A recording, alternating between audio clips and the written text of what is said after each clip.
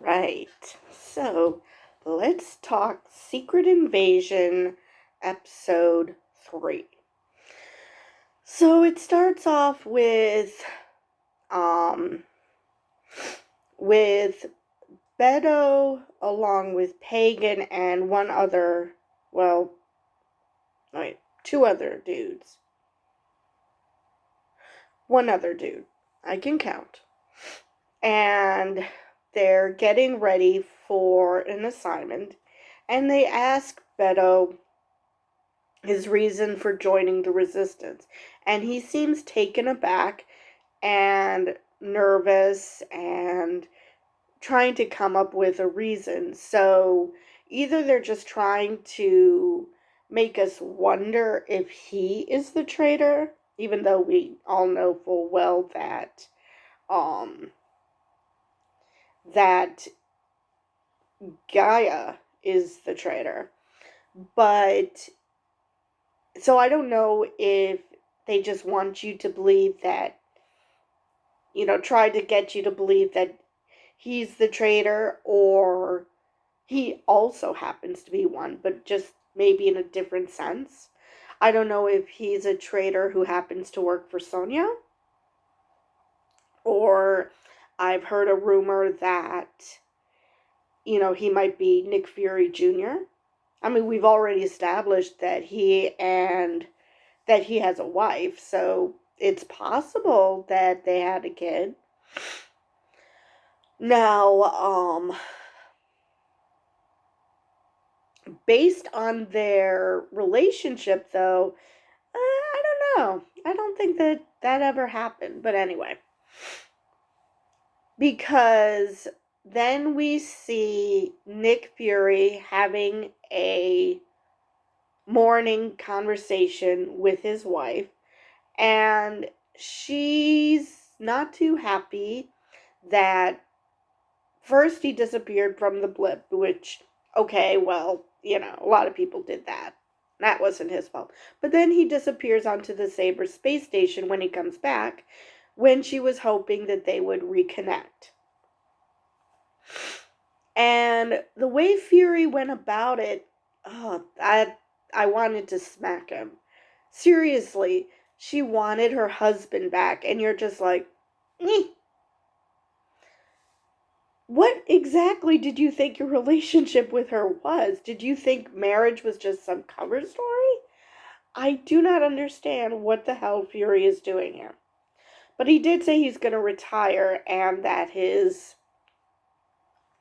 hobby is going to be revenge. And so he asks her about Gravik. And she's like, I haven't spoken to him in years, which I've heard rumors that they basically adopted Gravik. Which, based on this conversation, probably that's what happened, because why else would she be in contact with Gravik? Unless Fury knows something. That Fury knows that while he was gone, that she she even said, I went back to the woman I was before we met. Which means that she was helping her people, just like Talos. And so that meant that she was probably in contact with Gravik. Okay, that makes sense. Then she gets a phone call, and I honestly thought Fury was going to rifle through her phone. I really did. But no, he didn't. There have been rumors about what the scratch did to his eye. Hell, he has a fake eye, so God knows what the fake eye does. So maybe he didn't need to go through her phone. Maybe all he needed to do was look at it.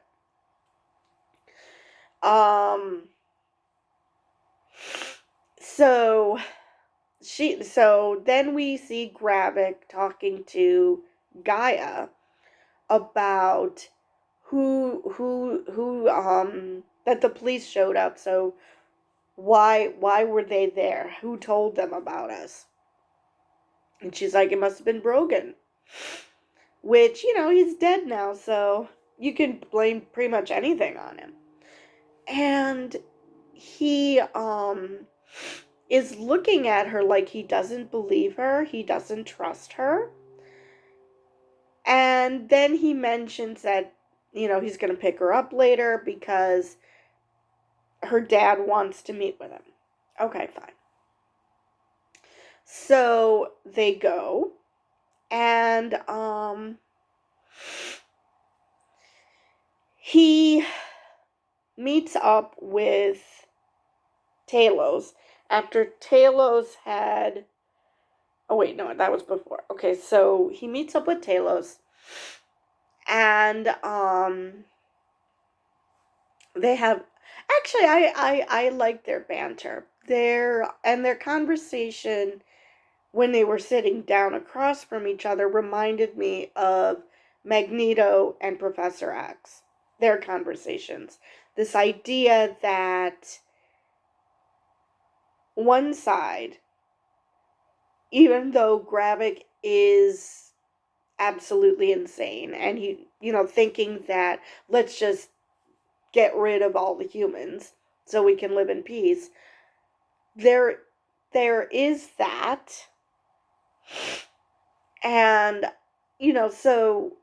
but he does have a good point. Talos thinks that they can peacefully coexist, that if he were to mention that they're a bad group of Skrulls doing this, that somehow the world leaders would distinguish between good and bad Skrulls. And I agree with Gravik. Anyone who pays attention to the world or read an X-Men comic know that is not true. They're going to lump all the Skrulls in one group. They're all going to be bad Skrulls. And they're going to find a reason to accept what Talos is telling them, despite him being a Skrull, but yet hating all Skrulls because, we were never known for our consistency. So, Talos then, again, he tries to send his daughter up the river by, Gravik mentioning Gaia. And he goes, keep my daughter's name out of your mouth. It's like, dude, she's supposedly working for him. Why are you making her life harder? I realize he's a dad, and you could logic it away by saying that he just is trying to protect her despite her wishes. But considering Gravik is already suspecting her, you're not helping. So he puts a knife through Gravik's hand, which we see he's already a super Skrull, which the concept he introduced to the council earlier. And so we see he's already a super Skrull. Okay, fine. And Talos leaves, and someone runs into him, and it's like, oh, you dropped this. It turns out it's the burner phone that Gaia is going to use to communicate with Talos. I have to admit, considering that it's a burner phone and not a smartphone, I'm impressed with how well Gaia was able to text on that phone. I remember having analog phones. Those were a pain in the butt to text. But maybe it's more of a BlackBerry, so those are more text friendly, I guess. But anyway, so she texts him about Neptune. Well, we find out that Neptune is I'll be right back.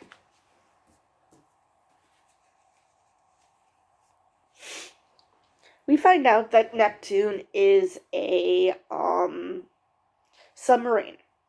And we find this out because Nick calls Sonya, who is very, very unhappy with Fury because he bugged her owl. And they have this wonderful banter. I just love those two together. I really, really do. Hopefully, Sonya will turn out to be even more helpful than just, oh, give me intelligence, give me intelligence. Maybe we'll see her doing something more.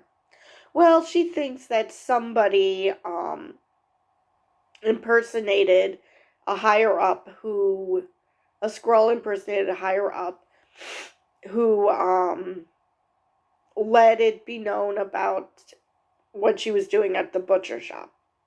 So she's trying to lay low. So she tells him about Neptune and who to contact, which is Bob Fairbanks. So they go to the house and Talos and Fury are arguing. Fury is trying to say how all he does is clean up Talos' messes, and Talos is like, what the hell are you talking about? If it weren't for us, you wouldn't know half the stuff you know. You would still be a desk jockey. What are you talking about? And so you can see there's no love lost. So whatever friendship they did have, isn't there anymore. I mean, he even made Nick Fury apologize to him, which I honestly didn't think he was going to do that. Sonya wanted an apology because I already did one of those today. So apparently he has a policy of one apology per day, but yeah. I don't like that they're so antagonistic towards each other. I mean, him and Sonya, that I can see, but him and Talos? I hope they, make up, because this is just ridiculous. That they're helping each other, but that's only because Gravik is so much worse. Nick even asked him, why didn't you join Gravik when you had a chance? Well, because I'm with you. Okay, that's not an answer. I guess to him it was, but okay. So Talos tries to impersonate Fairbanks, and he gets through a couple of people, but one of them's like, wait, I just left you. So he has no choice but to beat the crap out of him, and Nick has to shoot people. So Talos runs looking for Fairbanks, and he notices a room with a little boy in it. Well, I say little boy, but he's probably 14. And, which he leaves alone because he has no interest in that kid, especially since I assume that kid is an actual kid and not a Skrull pretending to be a kid. And so he calls Fury, and he calls him Nick, and he said, "Hey Nick, I just beat Fairbanks's ass. Here is where I am." So Fury holds the kid hostage. Now, Fury did mention that he does not know how to tell humans from Skrulls. But why does he think that holding this kid hostage is going to make any dent in this guy? I mean, if he's truly just a kid, the Skrull should not care one whit about this kid. On the other hand, if he is a Skrull, then Fury shouldn't be easily able to overpower him, even if he's a kid, probably. So that was just bizarre. But maybe when you gain these memories of these people, you actually start developing feelings for their loved ones. I guess that's possible. Of course, if you are trying to start a nuclear war, all of them are going to be dead anyway, so I don't see how you're helping anything. So, then Fury makes the comment, stupid allergies. Fury makes the comment that nobody calls him Nick. So that's how Fury knew that Talos was in trouble. And that harkens back to Rhodey. Rhodey called him Nick. So, since nobody calls him Nick, and Rhodey did call him that, not only is he a Skrull, but Fury knows he's a Skrull. So that whole performance, him sitting on the bench and him sitting on the bench afterwards, it wasn't because, I'm an old man and, that took a lot out of me. It was more of a, oh my God, this is getting really bad. How long has Rhodey been a Skrull and all of that? So, he refuses to give the code because Fury's like, just shoot him. Just kill him. Which Talos says he's a pacifist, so it doesn't surprise me that much that he keeps getting overpowered. I would kind of be concerned if a pacifist was such a good fighter, but at the same time, it's very disappointing. So, he refuses. Talos tries to be nice to the kid, and the kid he's scared. And I don't blame him. As far as he's concerned, this is his dad. Now, I don't know if he's in the same room as where they're interrogating Fairbanks, because it would be interesting that when they leave, or when they left, that the kid would look and find out, oh, that's not my dad. They knew something I didn't. Either way, this poor kid is going to need therapy. Just like Maria Hill's mother, if it turns out Maria Hill is still alive.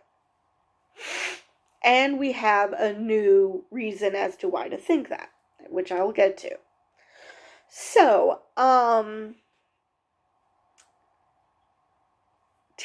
asks Gaia to find out what is the password, because he killed Fairbanks. And Nick is just looking at him like, wait, you just said. So he calls Gaia, asks her to tell him what the password is. And so she goes through his memories. Now, Fury even asked in the flashback to Vara, so who is she? This face that she has. And I'm just like, okay.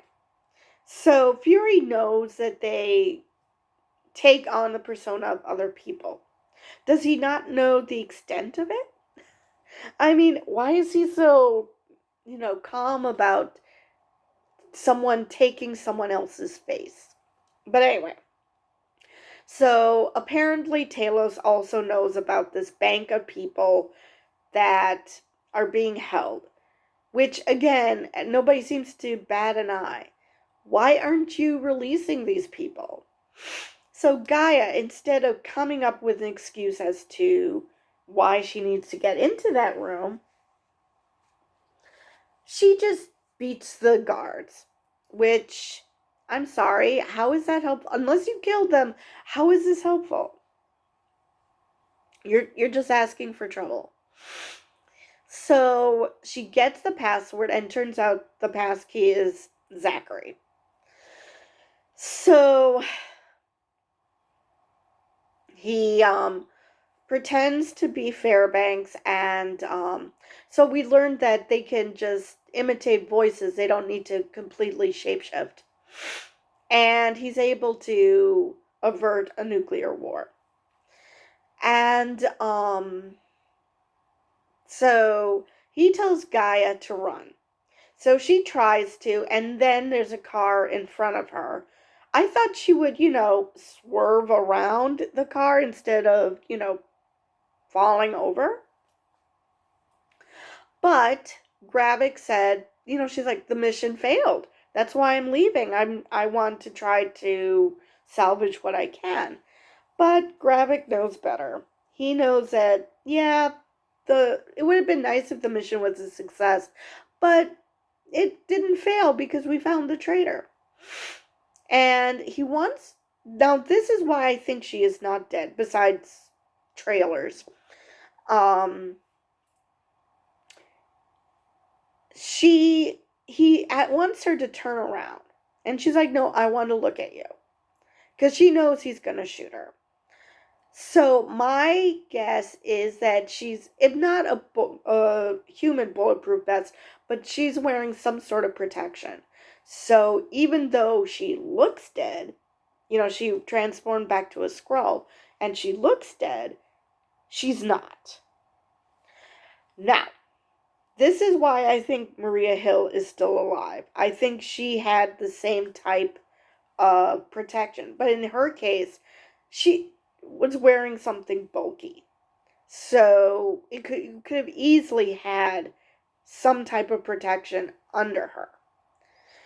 Now, that would be a bit of a dick move if everybody was telling her mother that she's dead, but it's still possible. So that's how it ends, how this episode ends. So I'm still questioning Beto. And I'm also questioning because his name is rather unusual amongst Skrulls of what we've seen. Gaia is from Greek mythology. She is Mother Earth. So you could say that it's not a quick and fast idea, but Beto does sound more like a human name. Because whenever I think of Beto, I think of Beto O'Rourke, a Texas politician. So, yeah, I'm still questioning Beto, especially because he seemed like he was struggling to give them a reason why he joined the resistance. Now, it could easily be that he's like, wait, I just wanted to, find a safe place. I didn't expect for any of this to happen. That's possible too. Because, as we have learned, just because there are Skrulls in Gravik's orbit doesn't mean they all want to annihilate humans. So, speaking of which, Nick's wife. So, she got a call while Nick was talking to her, like I said. And then later on, she gets another call. And she goes to a safe deposit box. And she seemed really scared. So, we do not know who called. It could be that it was either Gravik or Rhodey, Skrull Rhodey, or it could have been Fury. And the reason that she's upset is not because she's scared, but she knows that she has to ultimately fight her adopted son. Because she calls Gravik from the safe deposit box, and we hear Rhodey's voice.